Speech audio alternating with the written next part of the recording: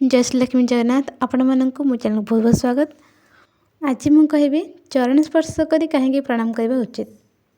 एमती भी आम समस्ते भारतीय आ भारतीय संस्कृति रे गुरुजन मान चरण और पाद छुई प्रणाम करने नियम रही है कहीं रही से आज कहबी।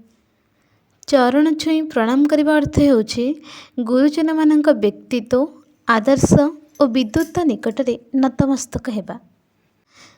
जेबे आमे गुरुजनकर पाद छुई प्रणाम करूँ चरण छुई प्रणाम करूँ सेते बेले आमर नम्रता भाव प्रदर्शन होता है एवं यह गुरुजन को मध्य प्रभावित करिथाए। यह द्वारा परस्पर मध्य आत्मीयता विनयशीलता नम्रता आदर और श्रद्धा भाव जागृत होता है। चरण छुई भी एक प्रकार लघु व्यायाम अटे गोटे साधारण गोटे व्यायाम अटे। यह द्वारा आम मनर मलिनता आम मानसिक मलिनता और आलस्य दूर होता है।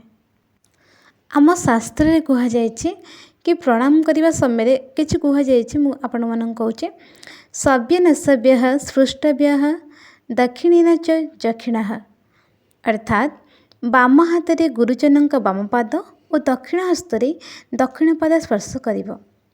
आम बाम हाथ में आम गुरुजन बाम पाद एवं आम दक्षिण हस्त आम गुरुजन दक्षिण पाद को स्पर्श करके प्रणाम करने उचित।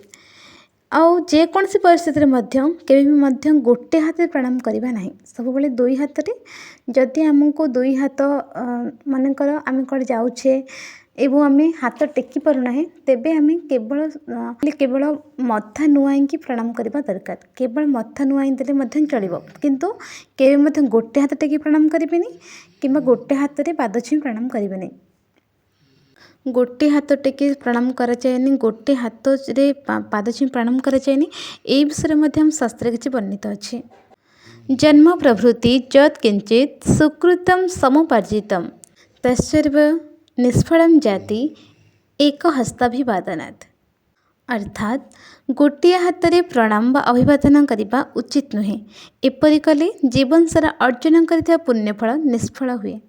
आज तो जानिले चरण स्पर्श करी कहीं प्रणाम करने उचित। एवं विदाय नौछि आगक आसबि नुआ एक भिडियो। जय श्री लक्ष्मी जगन्नाथ।